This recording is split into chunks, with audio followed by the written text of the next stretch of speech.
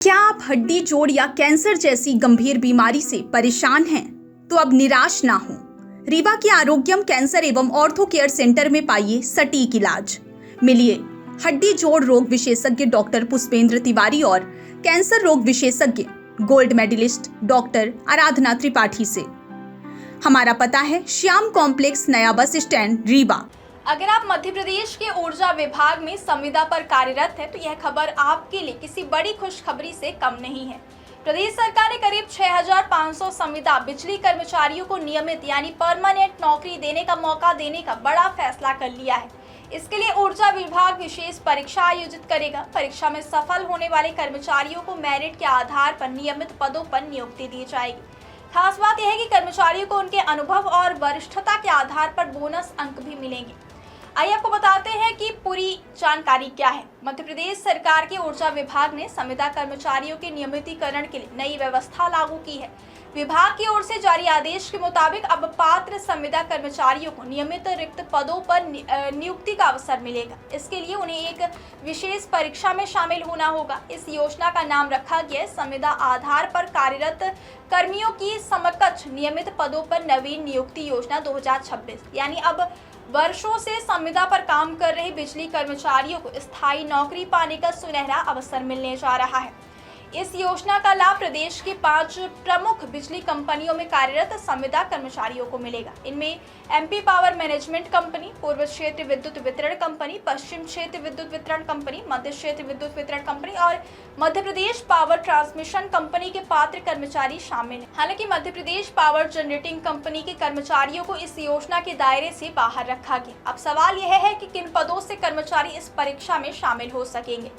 ऊर्जा विभाग के आदेश के मुताबिक line attendance, testing attendance, junior engineer और असिस्टेंट इंजीनियर जैसे पदों पर कार्यरत संविदा कर्मचारी इस परीक्षा में आवेदन कर सकेंगे। यानी तकनीकी और फील्ड से जुड़े हजारों कर्मचारियों को इस योजना का सीधा लाभ मिलेगा। अब बात करते हैं परीक्षा की सबसे महत्वपूर्ण शर्त की। ऊर्जा विभाग ने साफ कर दिया है कि नियमितीकरण के लिए केवल एक ही अवसर दिया जाएगा, यानी कर्मचारियों को परीक्षा में सफल होने के लिए सिर्फ एक बार मौका मिलेगा। इसलिए इस परीक्षा की तैयारी बेहद महत्वपूर्ण मानी जा रही है। अब जानते हैं कि परीक्षा में चयन कैसे होगा। विभाग के मुताबिक पहले लिखित परीक्षा आयोजित की जाएगी। इसके बाद कर्मचारियों को उनके कार्य अनुभव और वरिष्ठता के आधार पर बोनस अंक दिए जाएंगे। इन अंकों को जोड़कर अंतिम मेरिट सूची तैयार की जाएगी और उसी के आधार पर नियमित पदों पर नियुक्ति की जाएगी। यानी केवल परीक्षा ही नहीं बल्कि वर्षों का अनुभव भी चयन में महत्वपूर्ण भूमिका निभाएगा।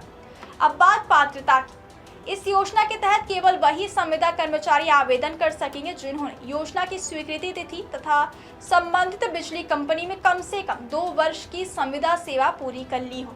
ऊर्जा विभाग ने यह भी स्पष्ट किया कि यदि किसी कर्मचारी के 2 अनुबंधों के बीच कुछ समय का अंतर है तो उसे सेवा में व्यवधान नहीं माना जाएगा। हालांकि अनुबंधों के बीच का यह अंतराल अनुभव की अवधि में नहीं जोड़ा जाएगा। अगर किसी कर्मचारी की दोबारा संविदा नियुक्ति हुई है तो अनुभव की गणना करते समय नौकरी से बाहर रहने की अवधि को घटाकर अनुभव से जोड़ा जाएगा। विभाग ने यह भी तय किया है कि कर्मचारियों के अनुभव का प्रमाण पत्र कार्यपालन अभियंता यानी एग्जीक्यूटिव इंजीनियर या फिर उससे वरिष्ठ अधिकारी द्वारा जारी किया जाएगा। इसी प्रमाण पत्र के आधार पर बोनस अंक दिए जाएंगे। ऊर्जा विभाग ने इस योजना को लागू करने की जिम्मेदारी संबंधित बिजली कंपनी के प्रबंध संचालक को सौंपी है। वे भर्ती प्रक्रिया, परीक्षा और अन्य आवश्यक व्यवस्थाओं की निगरानी करेंगे। इस फैसले से प्रदेश के हजारों संविदा बिजली कर्मचारियों में खुशी की लहर है। लंबे समय से कर्मचारी नियमितीकरण की मांग कर रहे थे। अब सरकार ने परीक्षा के माध्यम से स्थायी नियुक्ति का रास्ता खोल दिया है। फिलहाल अब सभी की नजर इस बात पर है कि परीक्षा की तारीख, आवेदन प्रक्रिया और विस्तृत दिशा निर्देश कब जारी किए जाएंगे। उम्मीद की जा रही है कि ऊर्जा विभाग जल्द ही परीक्षा का पूरा कार्यक्रम घोषित करेगा।